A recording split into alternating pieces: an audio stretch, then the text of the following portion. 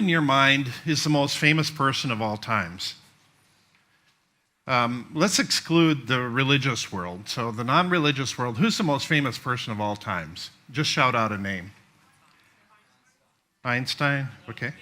Walt Disney. Da Vinci, Walt Disney, okay. Lady Gaga. I happen to be a fan of Da Vinci since we run the Da Vinci Institute. Here's a few other possible people: Christopher Columbus, Isaac Newton, Einstein, Edison, Gandhi, maybe Rupert Murdoch, or maybe even this guy. But it's my contention that the most famous person of all times hasn't been born yet. Or we don't know who that is. And this should be a really inspiring thought, because there's an opening. There's an opening. You can aspire to be that person. So then the next logical question is, what is the accomplishment that will make that person the most famous? There's another way of asking this question, or what are the big things that still need to be accomplished in the world? I'm going to leave this question hanging for a little bit, and we're going to come back and we're going to try to answer it a little bit at the end here. But first of all, let's go through a scenario, and I want to thank Jeff and Michael this morning for kind of setting the stage for some of the things I'm talking about here, although I'll talk about them in a little bit more deranged way than they did. So the year is 2018, just slightly over 5 years into the future. The Norwegian Nobel Committee changes their process for selecting the winner of the Nobel Peace Prize. And what they've decided to do is they decided to hold a global election. With the introduction of a new secure web-based voting system, they asked the world to decide who the winner should be. Now they set up the process, and since they have a goal of promoting peace around the world, this is a logical direction to go. And they can promote it through the prize selection process. So what they do is they select a panel of 4 nominees to start with. They announce it 60 days before the election. The election itself all happens in one day. It's a 24-hour process. And anybody can vote via a smartphone, a tablet, computer, virtually any of these online mechanisms. So they have a peace mandate. I mean, they have an obligation to promote peace around the world, and this suddenly becomes their charter. And so this is a way of promoting peace in a way that they never had before. But rather than just having people vote on somebody, they want them to know something about the people that are the candidates. So they pre-test them. The electronic voting system allows them to do this. So what they do is they ask 2 questions, 2 fundamental questions about each of the candidates. And that forces people to learn something about these candidates. And each person has 4 attempts. You can try it 4 times to get it right. So it's not designed to trip people up. It's just designed to force people to know a little bit more about it. So the winner then is announced at the end of that period. 740 million votes cast. It could be more, it could be less. Coming from 50 different countries. And suddenly, the winner becomes the most famous person on earth. The winner's the most famous person on earth, more famous than any prime ministers, kings, presidents, all through this one voting process. There's a lot of other possible applications for this type of technology. We could select the Time Magazine Person of the Year. That would be a good use of it. We could select the next location for the Olympics or the next location for the World Cup. Also, great uses for it. But there's other things that can go wrong. Suddenly somebody can say, well, what if we want to select the world leader? Let's hold an election and decide who the world leader should be. Yeah, they're going to run into a little objection there. Or who owns the moon? Let's decide that. Who owns the moon? Probably not a good way to do that. We can also get into voting on ownership of islands and settle country disputes and things like that. Some of these are going to cause extra problems. But this question comes up. At what point does a number of votes coming from a number of different countries, at what point does that constitute a new global mandate, where the countries themselves need to pay attention to it? This is different than signing petitions. This suddenly arises out of the woodwork. It crosses country borders, does something new and different. So how far-reaching will this technology be? And at what point do countries, people, and businesses push back? Somewhere along the way they will. And will it create new industries? The answer to that is yes, it will. This is what I call a catalytic innovation, because it's going to create some new things. Catalytic innovation is different than disruptive innovation. Disruptive innovation disrupts existing industry, and there's some lines that are blurred here, but catalytic innovation creates entirely new industries. It unlocks new opportunities, does lots of different things. So catalytic innovations in the past were things like the invention of electricity, automobiles, planes, telephones. But all industries are a bell curve. They have a starting point and they have an ending point. And the thing we don't pay attention to is the ending point. Because all industries will eventually end. They will go away. 1,000 years from now, a lot of these industries are gone. But most industries today are in the second half of the bell curve. That's important to understand. But when we look at some industries like peak steel is kind of an interesting one. The steel industry, the peak employment of that industry happens before the demand for the product starts going down. The peak employment for the steel industry is probably somewhere around 1980. The estimates for the peak demand starting to diminish is going to be around 2024. That's what some of the estimates are right now. That may go on, but we're creating all these new synthetic materials that are probably going to diminish our need for steel. So when we talk about the bell curve of an industry that comes and goes, I'll talk about kind of a crazy example here. Joseph Faber in 1845 created the Euphania. This is a machine that could talk like a human being.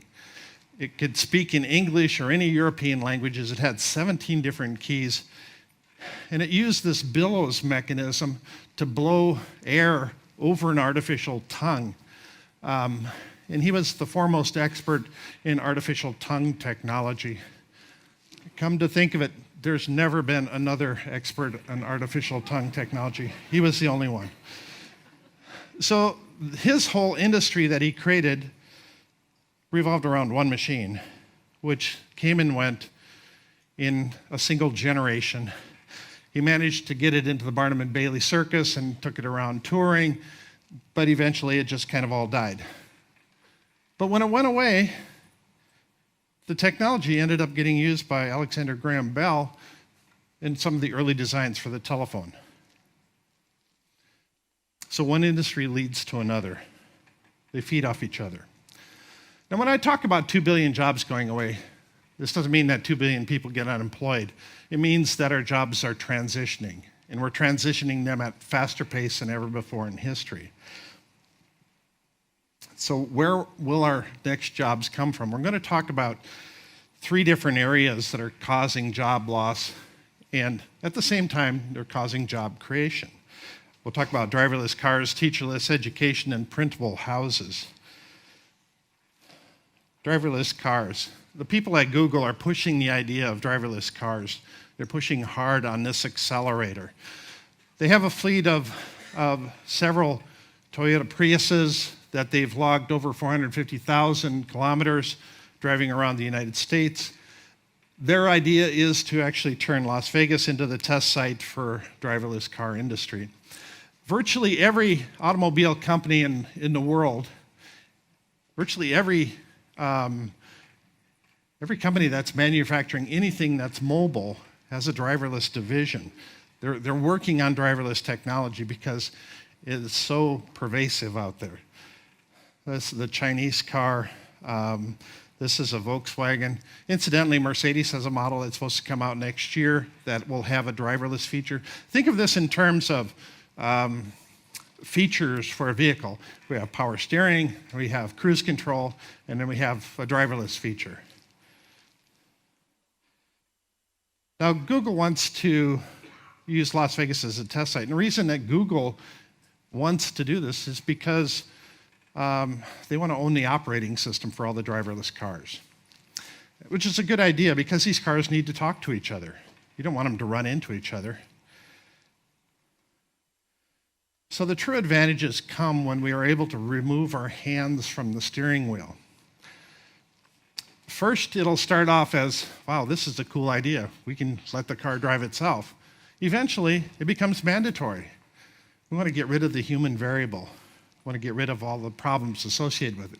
As a result of this, it's going to eliminate lots of driving positions, all the taxi drivers, the limo drivers, bus drivers, truck drivers, things like that. At the same time, it's going to start creating tons more positions as we get into that field. And if you think of yourself, a few years from now, stepping out in front of your house, you pull out your smart device and you punch in that you want to go to work, you want to go to school, you want to go shopping, a driverless vehicle will come and pick you up, take you to there, and they'll pick somebody else up from there and take them to where they want to go. It'll shift us from a just-in-case mindset, where we have a vehicle in our garage just in case we need it, to a just-in-time mindset, so that whenever we need it, it'll be there and we can go with it. And the car companies will then shift from the designing things for the driver experience to the rider experience. That'll be a major difference in the way they look at things. All right, shifting gears to teacherless education. Teacherless education, I gave a talk in Istanbul earlier this year. I was talking about teacherless education, and after the talk, one of the executives from Google came up to me and he says, we're real interested in teacherless education because we want to educate Africa and teachers don't want to go to Africa. Now, this was a very revealing moment for me because that was so obvious. It was so clear that, no, teachers don't want to go to some of the more primitive places in the world. So we have this huge demand for teachers right now all over the world because we've got this traditional education system. So right now we're 18 million teachers short globally. 23% of all children growing up right now are not being educated because we decided that we have to have teachers there. So with all of the changes we're going to go through, we have to reboot our career, our skills, more often than ever in all history. And so if we continue to have to insert teachers between us and what we want to have to learn, it's going to be this huge impediment. It's going to slow us down on all fronts. So figuring out ways of creating this teacherless education, and some of the ideas that Michael talked about this morning I think are just absolutely brilliant. Printable houses. 3D printing world is taking off like a rocket. If you're not paying attention to it, you really need to pay close attention to 3D printing. Printing things like products like this. But I'll show you this short video. This professor at the University of Southern California, he's an Iranian professor. They had a earthquake over in Iran, and it destroyed lots of houses over there. And he was thinking, well, why is it that we couldn't just create something that would enable us to recreate these buildings really quickly? And he hit on this printing technology. And it's printing with ceramics right now, and it's going to switch to printing with concrete in just a second here. Now, when you're able to, now it's showing printing with fast-drying concrete. And this technology he's been working on for several years, and this has come along very quickly. My thinking is that sometime within the next year, somebody's going to print the first house. It's not going to be a really good house, but it'll be the first one. It'll go down in the history books as the first printed house. And this technology is, I think, just absolutely brilliant. And he goes on in this video to show with the animations of how he thinks that printed houses can work. So once we're able to actually print buildings, and these guys over in Italy have this massive, huge printer, and they're already printing really large structures. Once we're able to print large buildings, and suddenly the architects have a heyday. Suddenly we don't need to have flat walls anymore. Every wall can be unique and different. It can be very creative. The buildings that we create, architects are going to go crazy because everything can be free-form structures and very unique and different. And incidentally, you can print with concrete for a while and then print with glass for a while and then print with concrete again.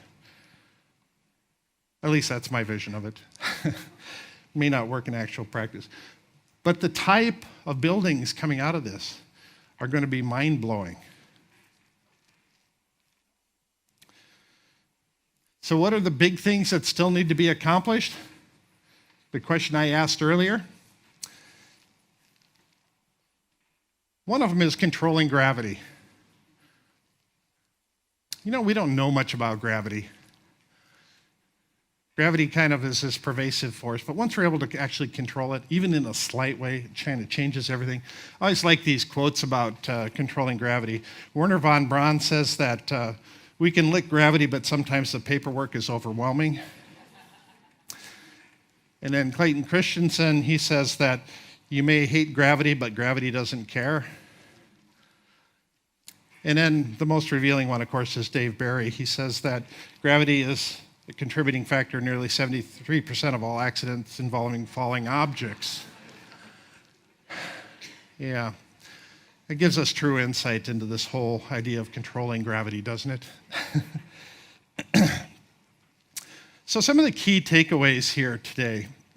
Driverless cars, teacherless education, printable houses are all catalytic innovations. They're going to create entirely new industries and change a lot of things along the way. Driverless cars will change the world as dramatically as the invention of the automobile itself. It will have that big of impact on transportation.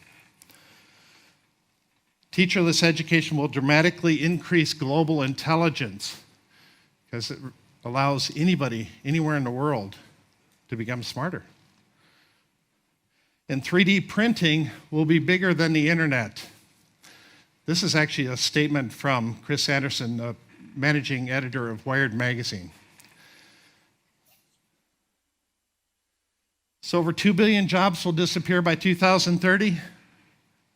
So as we're destroying existing jobs, we're creating new jobs. McKinsey & Company says that for every job that gets eliminated by the internet, and we create these automations that eliminate 10,000 jobs at a time, 2.6 new jobs get created in the process in startup companies. That was their conclusion in a recent study.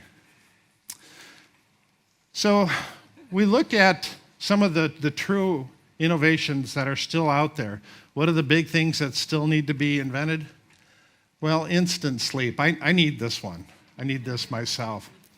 I want to be able to walk into this chamber and 3 seconds later walk out and I'm totally refreshed. How cool is that? I'm not sure about this mechanism here of standing on the street corner and doing it, but we'll see. And then the most valuable innovation of all times is going to be the flash dark. The flash dark is a flashlight that shoots out darkness rather than light. So if you're getting too much sun on yourself, you just shine some darkness on yourself. It's a truly ingenious innovation, and we desperately need it. With all of the work that we're doing, sometimes our best efforts just look like this, though. So as Thomas Edison says, opportunity is missed by most people because it's dressed in overalls and looks like work.